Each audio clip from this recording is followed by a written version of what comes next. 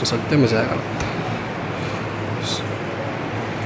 ان الحمد للہ نحمده ونستعینه ونستغفره ونعوذ باللہ من شرور انفسنا ومن سیئات اعمالنا من يهده الله فلا مضل له ومن يضلل فلا هادي له واشهد ان لا اله الا الله وحده لا شريك له واشهد ان محمدا عبده ورسوله يا ايها الذين آمنوا اتقوا الله حق تقاته ولا تموتن الا وانتم مسلمون يا ايها الناس اتقوا ربكم الذي خلقكم من نفس واحدة وخلق منها زوجها وبث منهما رجالا كثيرا ونساء واتقوا الله الذي تساءلون به والارحام ان الله كان عليكم رقيبا يا ايها الذين آمنوا اتقوا الله وقولوا قولا سديدا يصلح لكم اعمالكم ويغفر لكم ذنوبكم ومن يطع الله ورسوله فقد فاز فوزا عظيما اما بعد فان خير الحديث كتاب الله وخير الهدي هدي محمد صلى الله عليه وسلم وشر الأمور محدثاتها وكل محدثة بدعة وكل بدعة ضلالة وكل ضلالة في النار. أعوذ بالله من الشيطان الرجيم. بسم الله الرحمن الرحيم. والسابقون الأولون من المهاجرين والأنصار والذين اتبعوهم بإحسان رضي الله عنهم ورضوا عنه. حمد و صلات کے بعد ایک مسلمان ہونے کی حیثیت سے ہم اس بات کو سمجھ رہے ہیں کہ اسلامی سال کا آخری مہینہ اختتام پذیر ہوا اور نئے سال میں ہم داخل ہو گئے. نئے سال کے بھی کچھ ایام پہلے مہینے کے گزر گئے اور پہلا عشرہ اختتام کو پہنچنے کو ہے. اس مہینے کے اندر جو عاشورہ کا دن ہے، عاشورہ عشر سے ہر مہینے کی 10 تاریخ کو عشر کہتے ہیں یا عاشورہ کہتے ہیں. تو عاشورہ یعنی محرم کے مہینے کی 10ویں تاریخ، یہ 10ویں تاریخ کا جو دن ہے یہ تاریخی اعتبار سے آپ کہیں یا شرعی اعتبار سے کہیں، یہ ہمارے لیے بہت اہمیت کا حامل ہے. محرم الحرام کے اس مہینے کو اللہ تعالیٰ نے شہر اللہ کہا کہ اللہ کا یہ مہینہ ہے، اور اس کے آداب بتا دیے کہ اس محرم الحرام کے مہینے میں گناہ نہیں کرنا ہے، لڑائی جھگڑا نہیں کرنا ہے اور جنگ و جدل نہیں کرنا ہے، اور اللہ کی نافرمانی سے خصوصیت کے ساتھ پرہیز کرنا ہے. اور یہ بھی بتا دیا کہ اس مہینے کا ایک مخصوص عمل جو پہلے فرض تھا اسلام میں، رمضان کے مہینے کے روزے کی فرضیت کے بعد اس کی فرضیت منسوخ ہو گئی عاشورہ کے دن کے روزے کی، اور اس کا استحباب باقی رہا. اور اللہ کے رسول صلی اللہ علیہ وسلم نے اس روزے کی فضیلت بیان فرمائی کہ احتسب علی اللہ ان یکفر السنہ، کہ اس روزے کے بارے میں مجھے اللہ سے یہ امید ہے کہ یہ گزشتہ ایک سال کے گناہوں کا کفارہ ہوگا. یہ عاشورہ کا روزہ بعض اہل علم کہتے ہیں کہ سابقہ تمام شریعتوں میں، تمام انبیاء کی شریعتوں میں تھا. اس کا بطور خاص تعلق حضرت موسیٰ علیہ السلام سے بھی ہے کہ جب فرعون غرقاب ہوا اور اس کی سلطنت اور اس کا داؤ پیچ سب ختم ہو گیا اور اس کی داستان پانی میں ڈوب گئی، ختم ہو گئی، تو اللہ تبارک و تعالیٰ کی رضا کے لیے شکرانے کے طور پر موسیٰ علیہ السلام نے روزہ رکھا تھا. تو یہ ایک اس کی شرعی حیثیت بھی ہے. رسول اللہ صلی اللہ علیہ وسلم نے بھی پہلے سے آپ روزہ رکھتے تھے، لیکن مدینہ جانے کے بعد پتہ چلا کہ یہودی بھی روزہ رکھتے ہیں، تو آپ نے کہا کہ ہم موسیٰ علیہ السلام کی متابعت کے زیادہ حقدار ہیں، لہٰذا ہم عاشورہ کے دن کا روزہ رکھیں گے. پھر مدینہ کے آخری ایام میں زندگی کے آپ نے یہ بات بیان کی کہ آئندہ سال زندہ رہا تو یہود کی مخالفت میں 9ویں تاریخ کا بھی روزہ رکھا جائے گا. لیکن اللہ کی مشیت تھی، آپ آئندہ سال آنے سے پہلے اس دنیا سے رخصت ہو گئے، لیکن 9 اور 10 کا یہ روزہ باقی رہا، یا 10 کے ساتھ 9 کا یہ روزہ باقی رہا یہود کی مخالفت میں. یہ اس کی شرعی اعتبار سے ایک حیثیت تھی. جب اللہ تعالیٰ نے موسیٰ علیہ السلام کو عاشورہ کے دن فرعون کے پنجہ استبداد سے نجات دی، تو اس میں شرعاً ایک طریقے سے یہ اشارہ ہے کہ مسلمانوں کے درمیان سبق اور درس کے طور پر اس مہینے کے اندر موسیٰ علیہ السلام کے واقعے کا ذکر بھی ہونا چاہیے. اور پھر صحابہ کرام کی جو ایک فہم تھی، ان کی فراست تھی، اور ان کی جو علمی اعتبار سے گہرائی اور گہرائی تھی، وہ یہ بتاتی ہے کہ اسلامی کیلنڈر سن ہجری کا آغاز جو ماہ محرم الحرام کی پہلی تاریخ سے ہوتا ہے، جو رسول اللہ صلی اللہ علیہ وسلم کی ہجرت کے 16 سالوں کے بعد حضرت عمر اور دیگر تمام صحابہ کرام جو ان کی مجلس شورا تھی، جس میں صاحب بصیرت لوگ شامل تھے، ان کے مشورے سے اسلامی کیلنڈر کا آغاز محرم الحرام سے کیا گیا۔ اس پر بہت تفصیل سے گفتگو کی ہے مولانا ابوالکلام آزاد نے۔ ہمیں اس تفصیل کو سیرت کی کتابوں میں پڑھنا چاہیے کہ جب حضرت عمر کے زمانے میں ضرورت محسوس کی، انہوں نے خود ضرورت محسوس کی، اور ہجری کیلنڈر کے مشورے کا سبب اور بنیاد حضرت ابو موسیٰ اشعری رضی اللہ عنہ کا ایک واقعہ بھی بنا۔ تو ان کی ایک خواہش تھی حضرت عمر کی کہ ہمارا کوئی کیلنڈر اور کوئی تقویم ہونی چاہیے جو دوسروں سے الگ ہو، دوسروں سے ممتاز ہو۔ وہاں پر دوسرے سنوات موجود تھے، بہت سارے سن وہاں موجود تھے، صحابہ کرام چاہتے تو اس سن کو اختیار کر لیتے۔ جیسا کہ صحابہ کرام جب اسلام پھیلا، بہت ساری فتوحات ہوئی اور بہت سارے علاقے مسلمانوں کے اس میں آ گئے، تو صحابہ کرام نے ان علاقوں کی زبان کو قبول کر لیا، ایرانی زبان کو قبول کیا اور زبانوں کو قبول کیا۔ جب زبانوں کو قبول کر لیا تو کیلنڈر کو تسلیم کرنے میں کیا قباحت تھی، لیکن صحابہ کرام تعصب سے ہٹ کر ان کی نگاہیں بہت وسیع تھی، وہ حالات کو اس انداز میں نہیں دیکھا کرتے تھے جس انداز میں ہم دیکھتے ہیں۔ ان کے یہاں کسی طرح کا کوئی تعصب نہیں تھا، وہ یہ چاہتے تھے کہ مسلمانوں کا اپنا کوئی کیلنڈر ہو، اپنی کوئی تقویم ہو جس میں ہم دوسروں سے مشابہت نہ کریں، بلکہ ہمارا اپنا ایک معیار ہو۔ چنانچہ ان لوگوں نے یہ مشورہ کیا کہ کس واقعے کو اسلامی سن یا اسلامی کیلنڈر کی بنیاد بنایا جائے۔ ان کے درمیان مشوروں میں بعض باتیں آئیں۔ بعض صحابہ نے یہ رائے دی کہ نبی کریم صلی اللہ علیہ وسلم کی پیدائش کے دن کو اسلامی کیلنڈر کی بنیاد بنایا جائے، اور بعض نے دوسری رائے دی۔ بعض صحابہ نے یہ رائے دی کہ جو دوسرے کیلنڈر ہیں دوسری قوموں کے، ان کو ہی رائج کر دیا جائے ہمارے یہاں بھی، لیکن ان کا نفاذ کر دیا جائے۔ صحابہ نے اس کو بھی تسلیم نہیں کیا، بلکہ ایک ایسے واقعے سے اس کا آغاز کیا جو مسلمانوں کی مظلومیت کو یاد دلاتا ہے، ان کی کمزوری کی یاد کو تازہ کرتا ہے، جبکہ ان کی نگاہ میں ایسا واقعہ بھی تھا، وہ دن بھی تھا جس کو اللہ تعالیٰ نے یوم الفرقان کہا۔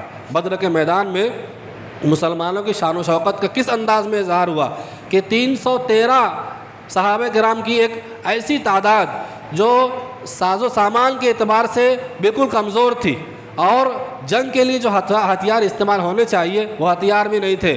ذہنی طور پہ پہلے سے کوئی معاملہ اس طریقے سے طے نہیں تھا کہ وہاں جنگ ہوگی، اچانک جنگ ہو رہی ہے، سامنے مسلح فوج ہے، ساز و سامان سے بالکل بھرپور ہے، اور وہ ان سے لڑائی کر رہے ہیں۔ 313 کی تعداد 1000 کی تعداد پہ غلبہ حاصل کر رہی ہے۔ یہ ایسا واقعہ تھا جس نے پورے عرب و عجم کے اندر ایک شور مچا دیا، اور مسلمانوں کا ایک طریقے سے غلبہ ہو گیا، ان کی جو دھاک تھی وہ لوگوں پر بیٹھ گئی۔ یہ واقعہ ایسا تھا جو اسلام کے پھلنے پھولنے کا ایک بڑا سبب بنا، یا اس کے اظہار کا سبب بنا لوگوں میں، لیکن صحابہ کرام نے غزوہ بدر کے اس واقعے کو بنیاد نہیں بنایا۔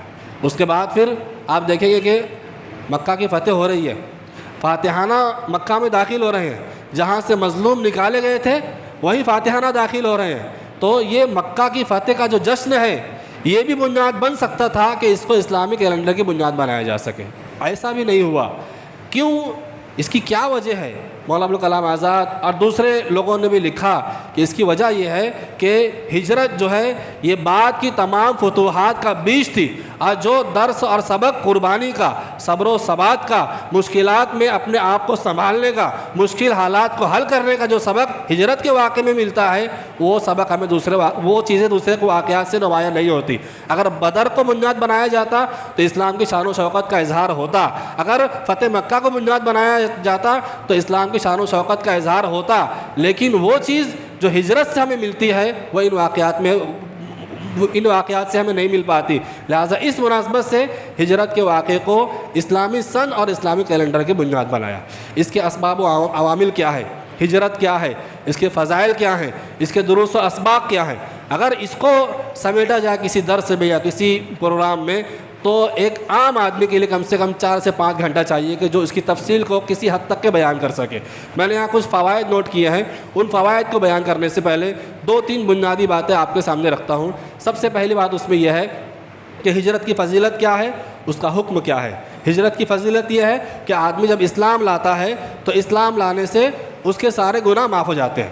ایسے ہی جب ہجرت کرتا ہے اللہ تعالیٰ کے راستے میں، جب کسی علاقے میں اس کا دین بچانا اس کے لیے مشکل ہو جائے تو اپنے دین بچانے کے لیے کسی ایسی جگہ جاتا ہے جہاں وہ پرامن طریقے سے اپنے دین پر عمل کر سکے گا، تو اس کو ہجرت کہتے ہیں۔ اور یہ بسا اوقات واجب ہوتی ہے، جیسے اہل مکہ پر واجب ہوئی، اب بسا اوقات یہ مستحب ہوتی ہے، لیکن اس کا حکم قیامت تک کے باقی ہے۔ جب آدمی ہجرت کرتا ہے تو سابقہ اس کے سارے گناہ، وہ کبیرہ ہو صغیرہ ہو، اس کے سارے گناہوں کو اللہ تبارک و تعالیٰ اس کو معاف کر دیتا ہے۔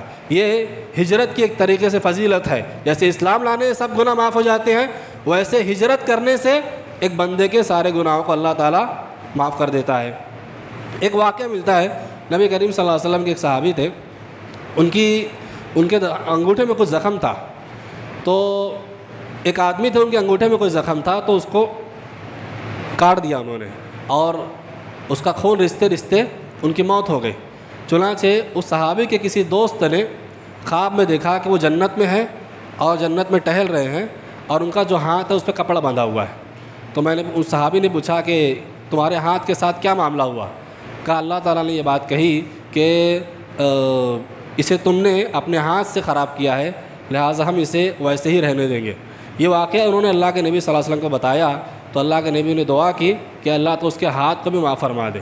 اب ایک طریقے سے انہوں نے انگوٹھا کاٹا تھا، یہ معاملہ خودکشی جیسا ہو گیا، لیکن اللہ کے نبی نے جو فرمایا کہ انہوں نے ہجرت کی تھی اللہ تعالیٰ کے راستے میں، صحابی تو ہجرت کی تھی، لہٰذا اللہ نے ان کی ہجرت کی وجہ سے ان کو معاف کر دیا، جنت میں داخل کر دیا۔ یہ معلوم ہوتا ہے کہ آدمی اگر ہجرت کرتا ہے تو اس کے وہ گناہوں کی بخشش کا ذریعہ ہے، گناہوں کے لیے کفارہ بن جاتے ہیں۔ دوسرے یہ کہ ہجرت کی کئی قسمیں ہیں، دو قسمیں علماء بیان کرتے ہیں، ایک ہجرت حسی، ایک ہجرت معنوی۔ علامہ ابن قیم نے اپنی کئی کتابوں میں اس پر گفتگو کی ہے، اور شیخ الاسلام علامہ ابن تیمیہ نے بھی۔ ہجرت حسی کیا ہے؟ وہی جو صحابہ کرام نے مکہ سے مدینہ کی جانب کی اپنے جسم کے ساتھ دین کو بچانے کے لیے، یہ حسی ہجرت ہو گئی، اور یہ وقت اور حالات کی مناسبت سے آدمی پر فرض ہوتی ہے۔ اور معنوی ہجرت کیا ہے؟ معنوی ہجرت یہ ہے کہ آدمی شرک سے ہجرت کرے توحید کی طرف، یا گناہوں سے ہجرت کرے اللہ کی طرف، معصیت سے ہجرت کرے اس کے رسول کی طرف، اور تمام گناہوں کو اللہ تعالیٰ کے لیے ترک کر دینے کا اعلان کرے، گویا کہ گناہوں سے آدمی ہجرت کرے نیکی کی طرف۔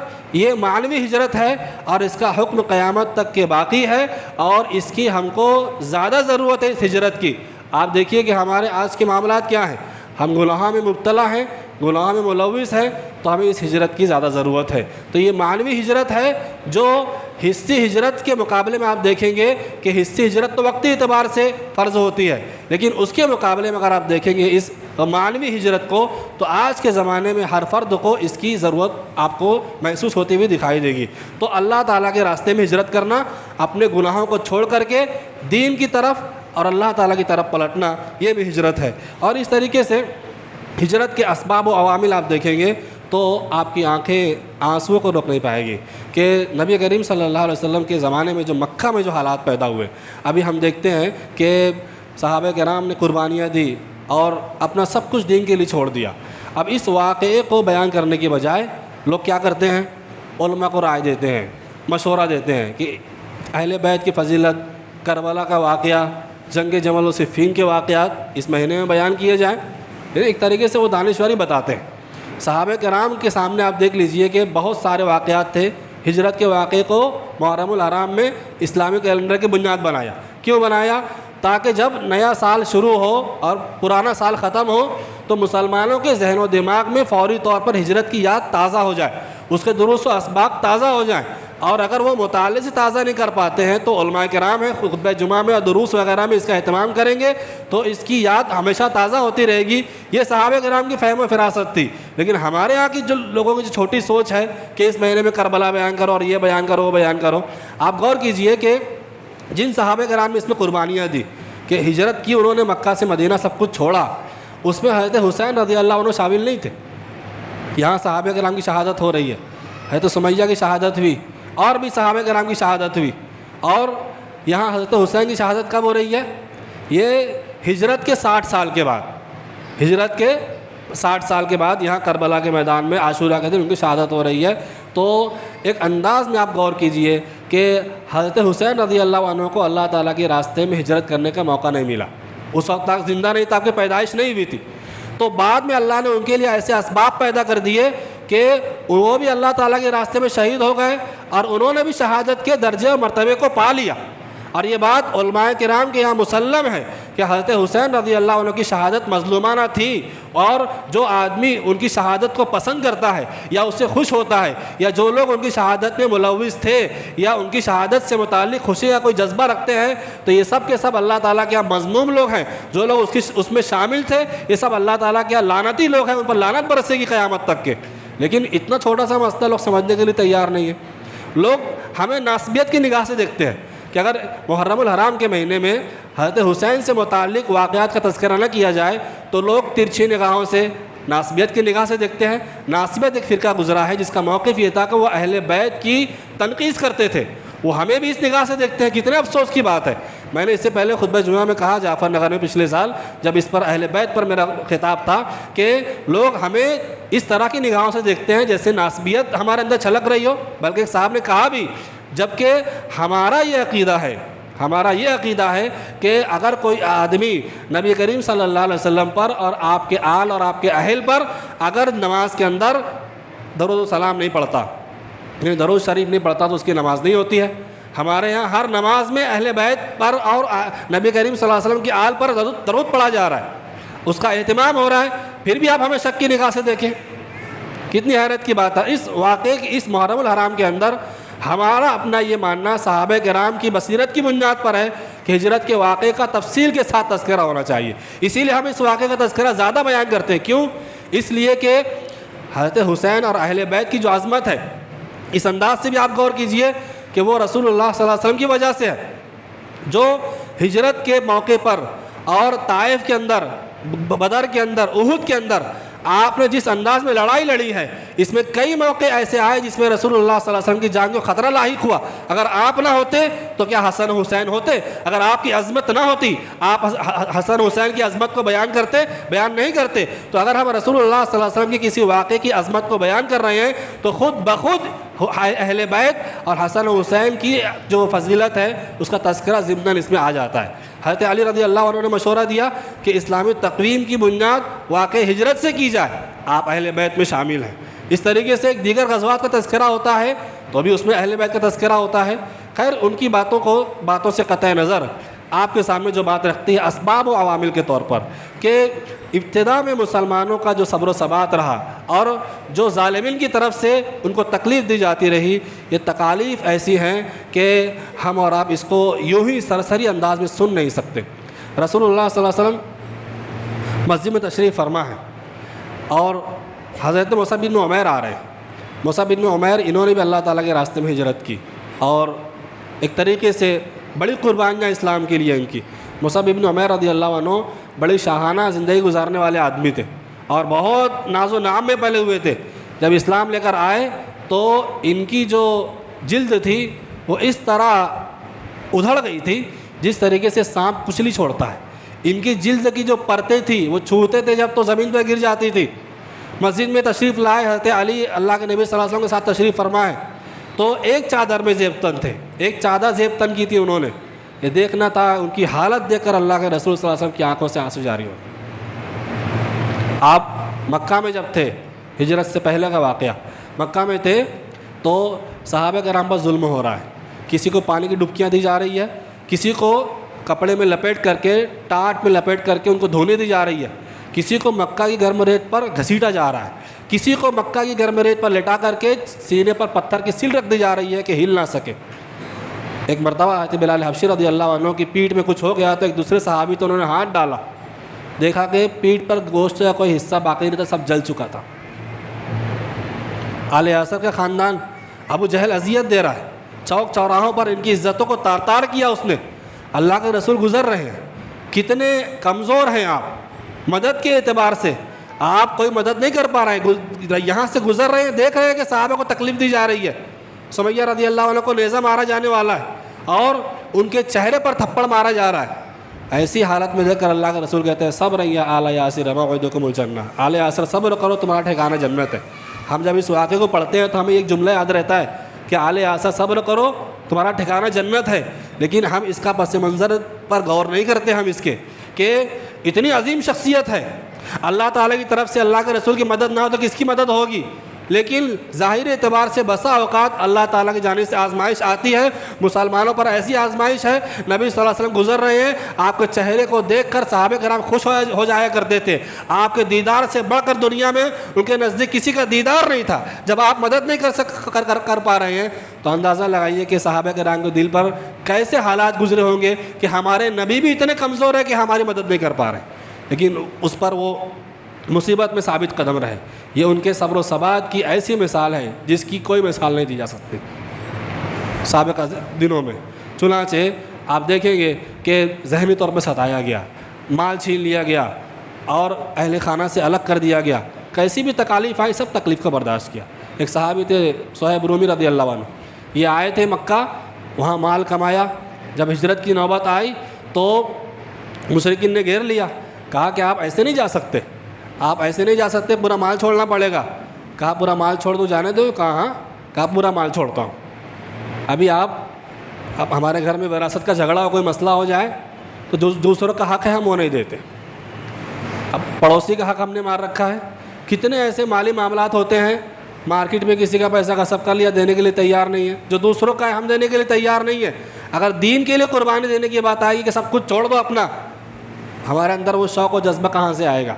ایک واقعے کو سامنے رکھیے کہ صہیب رومی رضی اللہ عنہ دین کو بچانے کے لیے سودا کر رہے ہیں کہ سب کچھ چھوڑ دیا اللہ تعالیٰ کے راستے میں، چلو جانے دو، سب کچھ چھوڑ کے نکل گئے تو اللہ کے رسول نے فرمایا کہ ربیحہ صہیب، صہیب نے نفع بخش سودا کیا۔ گویا کہ آدمی کی نفع بخش تجارت یہ ہے جس کو وہ آخرت کے لیے محفوظ کر دیتا ہے۔ جو دنیا میں کھا لیا، دنیا میں بنا لیا، دنیا میں چھوڑ دیا، یہ سب دنیا کا ہو گیا، اس کے لیے وہی ہے جو اس نے آخرت کے لیے چھوڑا۔ نکل گئے وہاں سے، نبی کریم صلی اللہ علیہ وسلم نے ہجرت فرمائی، مدینہ گئے۔ بہت سے اس کے فوائد ہیں، بہت سے اس میں واقعات ہیں، میں نے خالی نقشہ کھینچا ہے بطور تمہید۔ میں اس کے فائدے اصل بیان کرنا چاہتا ہوں کہ آدمی جب اللہ تعالیٰ کے راستے میں ہجرت کرتا ہے یا صحابہ نے ہجرت کی اللہ تعالیٰ کے راستے میں تو اس کے کیا کیا اثرات، نتائج اور فوائد سامنے آئے۔ سب سے پہلا فائدہ یہ ہے کہ ہجرت کے فوائد میں سے یہ ہے کہ اس سے ہجرت اللہ تعالیٰ کے دین کی حفاظت اور مسلمانوں کے دین اور ان کی جان کی عزت کا ذریعہ ہے۔ جیسا کہ جب کوئی آدمی اپنے دین کے لیے ہجرت کرتا ہے تو اللہ تعالیٰ اسے عزت اور مقام عطا فرماتے ہیں، اور رسول اللہ صلی اللہ علیہ وسلم کی ہجرت اور صحابہ کرام کی ہجرت اس بات کی واضح دلیل ہے کہ جب انہوں نے ہجرت کی تو مدینہ میں ایک ریاست بنی اور وہیں سے دین اسلام پھلا پھولا اور اللہ تعالیٰ نے مسلمانوں کو شان و شوکت عطا فرمائی اور مسلمانوں کو دنیا میں سربلندی ملی اور آخرت میں سربلندی کا جو وعدہ تھا یہ ثابت ہو گیا، یہ ایک طریقے سے طے ہو گیا۔ دوسرا یہ کہ ہجرت نبوی دین کی نصرت کا سب سے بڑا سبب تھی۔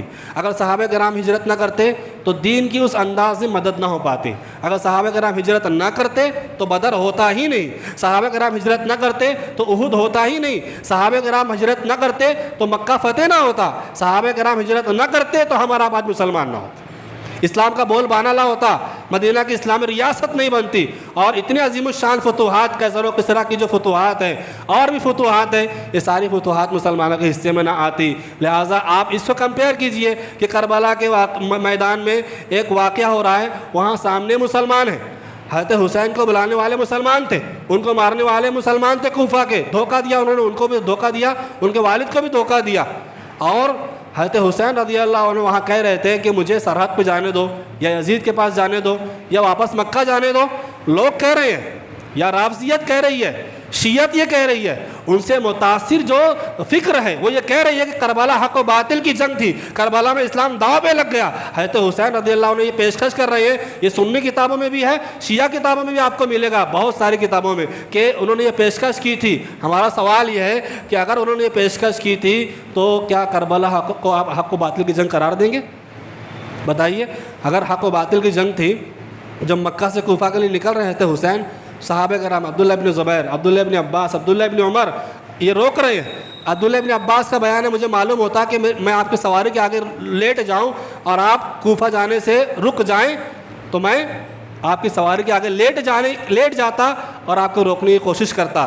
مکہ سے جاتے ہوئے کربلا واقع راستے میں نہیں آتا, اس کا راستہ ایک راستے سے کٹ جاتا ہے. بلکہ حضرت حسین رضی اللہ عنہ کوفہ جا رہے تھے تو کربلا کی جانب کیسے پلٹ گئے؟ اگر حق و باطل کی جنگ تھی تو سوچنے کی بات ہے سب چیزیں. ایک آدمی جب غور کرتا ہے تو اس کے سامنے یہ ساری چیزیں کھل کر سامنے آتی ہے. پھر رفض و تشیع یہ بیان کر رہی ہے کہ پیاسا شہید کیا گیا. پھر وہ خود یہ بیان کر رہے ہیں کہ حسین رضی اللہ عنہ مقتل میں جانے سے پہلے آپ خیمے میں گئے, آپ نے غسل کیا. ایک طرف آپ کہہ رہے پیاسا شہید کیا, ایک طرف آپ کہہ رہے مقتل میں گئے غسل کیا. تو کون سی بات صحیح ہے؟ یہ غسل پانی کا تھا, کسی اور چیز کا تھا؟ اب کربلا میں اگر 1 فٹ زمین کھودے تو پانی نکل آتا ہے. آپ کہہ رہے کئی دن پیاسا رکھا گیا. یہ وہ جھوٹی روایات ہے جو روافض اور شیعوں نے اس واقعے کو میں غلو کرنے کے لیے, اس کو فروغ دینے کے لیے اور صحابہ کرام کی ان قربانیوں کو چھپانے کے لیے جو ہجرت کے واقعے میں پوشیدہ ہے, اس واقعے میں غلو کیا اور اس کو بڑھاوا دینے کی کوشش کی. ان کا طریقہ کار یہ ہے. میں نے تذکرہ کیا نا, کچھ لوگ کہتے ہیں کہ آپ لوگ اہل بیت کی فضیلت کیوں نہیں بیان کرتے, اس مہینے میں خاص تذکرہ کریں. ہم کیوں نہیں کرتے؟ دوسروں کا طریقہ کار یہ ہے کہ وہ اہل بیت کو مانتے ہیں لیکن صحابہ کرام کے مقابلے میں کھڑا کرتے ہیں. وہ یہ کہتے ہیں کہ یہ اہل بیت کی فضیلت ہے اور اس کو بنیاد بنا کر کے صحابہ کرام کی تنقید کرتے ہیں. جبکہ ہمارا یہ عقیدہ ہے کہ ہم اہل بیت اور تمام صحابہ کرام کو ان کے مقام و مرتبے میں رکھتے ہیں. ہمارا یہ ماننا ہے کہ عمومی اعتبار سے العموم مہاجر صحابہ کرام تمام صحابہ کرام سے افضل ہیں, یہاں تک کہ وہ حسن حسین رضی اللہ عنہم سے بھی افضل ہیں. یہ اصول کی بات ہے کہ جو صحابہ کرام بدر میں شریک ہوئے, بعد کے صحابہ کرام کا وہ درجہ نہیں ہے. سابقون الاولون صحابہ کرام یہ زیادہ فضیلت والے لوگ ہیں. یہ اپنی جگہ اصول طے ہے. ہمارا اصول رفض و تشیع سے بالکل جداگانہ ہے. ہم سب سے محبت کرتے ہیں. ہمارا یہ عقیدہ ہے, ہمارا یہ منہج ہے کہ اگر کوئی آدمی ایک صحابی کو, چاہے وہ حضرت امیر معاویہ رضی اللہ عنہ ہو کیوں نہ ہو, اگر وہ لعنت کرتا ہے, ملامت کرتا ہے تو اس کا کوئی عمل اللہ تبارک و تعالیٰ کے قابل قبول نہیں ہے. وہ ملعون ہے, وہ اس کی نمازیں قبول نہیں, اس کے روزے قبول نہیں, وہ ہمارے یہاں قابل تسلیم نہیں ہے. وہ ایک صحابی کی بات کر رہے ہیں. جو لوگ اہل بیت کی فضیلت زور و شور سے بیان کریں گے ابھی اس مہینے میں, اخبارات میں بیان دیں گے, وہ تمام صحابہ کرام کو کافر کہہ رہے ہیں. اور ہمارے یہاں لوگ ان کی سوچ سے متاثر ہیں. وہ یزید کو بنیاد بنا کر کے صحابہ کرام پر لعنتان کا دروازہ کھول رہے ہیں. ہمارے یہاں لوگ وہی کر رہے ہیں. آپ کس طرف جا رہے ہیں سوچیں آپ. جو آدمی ایک صحابی پر کوئی تنقید کرتا ہے, تنقید کو اپنا حق سمجھتا ہے, جائز سمجھتا ہے, وہ فاسق ہے, وہ زندیق ہے. اس سے علم لینا جائز نہیں ہے, اس کی تعریف کرنا جائز نہیں ہے, اس کی تنقید ضروری ہے ہمارے لیے. امام شافعی رحمہ اللہ ایک مرتبہ کسی جگہ گئے اور ایک آدمی سے علم حاصل کرنے کے, پتہ چلا اس کے پاس کوئی علم ہے. تو جب گھر میں گئے اس کے تو اس کی والدہ ملی اور دیکھو اس کی والدہ نیک عورت تھی. امام شافعی سے پوچھا کہ کس کے پاس آئے ہو؟ کہا وہ آپ کے بیٹے فلاں فلاں ہیں, ان سے علم حاصل کرنے کے لیے آیا ہوں. کہا کہ اس سے علم حاصل کر کے کیا کرو گے؟ وہ تو زندیق آدمی ہے, وہ نبی صلی اللہ علیہ وسلم کے صحابہ کو برا کہتا ہے, اس سے علم حاصل مت کرو. ایک عام خاتون کا یہ مزاج ہے. ہمارا کیا مزاج ہونا چاہیے؟ ہم سمجھا رہے ہیں کہ ایسے لوگوں کو مت سنو. ہم بتا رہے ہیں کہ ایسے لوگ جو دینی اعتبار سے ان کا منہج صحیح نہیں ہے, آپ کے منہج کو بگاڑیں گے. سمجھ میں نہیں آتی بات. صحابہ کرام کی ہجرت کے کچھ فوائد بیان کر رہا تھا, وقت تو نہیں ہے, جو ایک جملے کے ہیں کچھ ایک بیان کر دوں آپ کے سامنے کہ صحابہ کرام جنہوں نے ہجرت کی, مکہ کے جو ظلم و ستم کے باوجود صحابہ کرام کی استقامت ایسی تھی کہ انہوں نے دین کی خاطر ہر مصیبت کو خندہ پیشانی سے برداشت کیا. اور یہ سبق دیا کہ آدمی کی اصل زندگی یہی ہے کہ وہ دین کے لیے جینا سیکھ جائے. ہم دین کی سربلندی نہیں چاہتے. ہمارے یہاں ہر چیز میں ہماری اپنی انا, ہمارا اپنا پیسہ, ہمارا اپنا مال, ہماری شان و شوکت, ہماری عزت, ہماری دولت, ہمارا گھر بار, ہمارا پریوار, ہم ہر چیز میں اسی چیز کو دیکھتے ہیں. ہجرت کا موقع آیا, قربانی کی بات آئی تو کسی کو بیٹے سے جدا ہونا پڑا, صحابہ جدا ہو گئے. کسی کو بیوی سے جدا ہونا پڑا, جدا ہو گئے. وہ وطن, وہ گھر کہ پوری زندگی کا خون پسینہ لگا کے جس کو بنایا تھا, اس کو چھوڑنے کی بات آئی تو خوشی خوشی چھوڑ رہے ہیں. کہاں جا رہے ہیں؟ حبشہ جا رہے ہیں, مدینہ جا رہے ہیں. مستقبل تاریخ ہے. حبشہ کی طرف ہجرت کی تو علماء نے لکھا وہاں جب جا رہے تھے تو آپ غور کریں کہ کہاں رہیں گے, کیا کھائیں گے, کیسے حالات رہیں گے, کچھ پتہ نہیں ہے. لیکن بس پتہ چلا کہ وہاں کا بادشاہ انصاف پسند ہے تو وہاں ہجرت کی. ہمارے یہاں کچھ لوگ فتح بازیاں کرتے ہیں کہ ہندوستان میں کفریہ حکومت ہے اور کفریہ حکومت کو نہیں ہونا چاہیے, اس طرح کی باتیں لوگ کرتے ہیں. یہاں اللہ کے نبی صلی اللہ علیہ وسلم صحابہ کرام کو حبشہ بھیج رہے ہیں جو جہاں کا بادشاہ عیسائی تھا. مطلب یہ ہوا کہ آدمی اگر کسی غیر مسلم حکومت کے ماتحت اپنے دین کی آزادی کے ساتھ رہنا چاہے تو رہ سکتا ہے، دین کی آزادی نہیں ہو تو وہاں سے ہجرت کرنا پڑے گا۔ مکہ اپنا شہر تھا، یہ حرمین شریفین میں کا حصہ ہے، حرم ہے وہ، وہاں دین پر عمل کرنا مشکل ہے تو ہجرت کرنا پڑی۔ ایسی جگہ جا رہے ہیں جو دارالکفر ہے، اگر دارالکفر کے اندر اگر آپ کو اپنے دین پر عمل کرنے کی اجازت ہے تو بالکل رہ سکتے ہیں، اس میں شبہ پیدا نہیں کرنا چاہیے۔ اس طریقے سے جب نبی کریم صلی اللہ علیہ وسلم غار میں گئے تو حضرت ابو بکر صدیق رضی اللہ عنہ آپ کے ساتھ میں تھے۔ آپ نے کہا کہ اللہ کے نبی، یہ مشرکین ہمیں تلاش کرتے کرتے اتنا قریب آ گئے ہیں کہ اگر ہمارے پیروں کی طرف دیکھیں تو ہمیں دیکھ لیں گے۔ تو اللہ کے نبی نے فرمایا کہ غم نہ کرو، اللہ ہمارے ساتھ ہے۔ تفصیل آپ جانتے ہیں۔ تو اس سے یہ معلوم ہوتا ہے کہ حضرت ابو بکر صدیق رضی اللہ عنہ کی غار ثور میں ثابت قدمی نے ثابت کیا کہ ایمان کی قوت ہر خوف پر غالب آ سکتی ہے۔ ہم آج خوف زدہ کیوں ہیں؟ ہمارا ایمان اس درجے کا نہیں ہے، چھوٹی چھوٹی باتوں سے ہم ڈر جاتے ہیں، ہمارے اندر خوف پیدا ہو جاتا ہے۔ آج بلڈوزر کا خوف ہے، گھر چھوڑ جانے کا خوف ہے، اور آدمی کے اپنے کاغذات کے سلسلے میں خوف محسوس ہو رہا ہے۔ کتنی خودکشیاں شہر میں صرف اس لیے ہو رہی ہے کہ ان کے سلسلے میں جانچ پڑتال کی جانے والی ہے۔ یہ ایسے تمام لوگ، گھرانے کو لوگ اور مسلمان لوگ صحابہ کرام کی ہجرت سے درس لیں کہ اگر ہماری ایمانی قوت مضبوط ہے تو دنیا کا ہر خوف، ہر غم اس پر غالب آ سکتا ہے۔ ہجرت کے سفر میں صحابہ کرام کی قربانیاں اس بات کی گواہ ہے کہ اللہ اور اس کے رسول کی محبت ہر رشتے سے بالاتر ہے۔ اگر اس خطبے سے اگر آپ یہ پیغام لے کر چلے جائیں تو بہت جلد ہمارے حالات بدل جائیں گے، کسی خوف اور غم کی ضرورت نہیں پڑے گی۔ ہم ہر رشتے پر اللہ اس کے رسول کی تعلیمات کو قربان کرتے ہیں، ہر رشتے پر اللہ اس کے رسول کی محبت کو، قرآن و حدیث کو، تعلیمات کو آپ مقدم رکھیے، اللہ تعالیٰ ہر معاملے میں اپنی مدد کو آپ پر مقدم رکھے گا۔ یہ اللہ تبارک و تعالیٰ کا وعدہ ہے، جیسا کہ صحابہ کرام کے ساتھ ہوا کہ مکہ سے مدینہ کی طرف سفر کی کٹھن سفر تھا۔ صحابہ کرام کی ثابت قدمی نے امت کو درس دیا کہ حق کی راہ میں کوئی مشکل ایسی نہیں ہے جس کو عبور نہ کیا جا سکے۔ اگر حق کی راہ میں آدمی کو مشکل آتی ہے تو اور آدمی صبر کرتا ہے، ثابت قدمی کا مظاہرہ کرتا ہے تو اللہ تعالیٰ اس مشکل کو آسان کر دیتا ہے۔ جیسی ثابت قدمی، جیسا صبر ہجرت کے واقعے میں ملتا ہے، اس سے ہمیں یہ درس لینے کی ضرورت ہے کہ ہم اپنی زندگی میں ہر طرح سے صبر کو، ثابت قدمی کو، دین پر عمل کو، دین کو ترجیح حیثیت دینے کے لیے ذہنی طور پر آمادہ ہو جائیں۔ مشکل حالات پیدا ہوتے ہیں، گھر بار چھوڑنے کی بات آتی ہے، کوئی اور معاملہ ہوتا ہے، تو ہمیں یہ سبق یاد رکھنا ہے کہ صرف دین بچانا ہے۔ دین بچے گا، آخرت کامیاب ہو گئی۔ آدمی جب مرتا ہے تو ہم کہتے ہیں آدمی مر گیا، زندگی ختم ہو گئی۔ آدمی جب مرتا ہے تو زندگی کا آغاز ہوتا ہے، تو زندگی وہاں سے آغاز ہونے والی ہے، اس کی فکر کیجئے۔ نمازوں کی پابندی، نیک اعمال کی پابندی، برائی کو ترک کرنا، نیکیوں کو ترجیح دینا، اس طرح کا مزاج بنائیے۔ اللہ رب العزت سے دعا ہے وہ ہمیں نیک عمل کی توفیق سے نوازے۔ آمین۔ وصلی اللہ علیہ نبینا محمد وعلی آلہ وصحبہ۔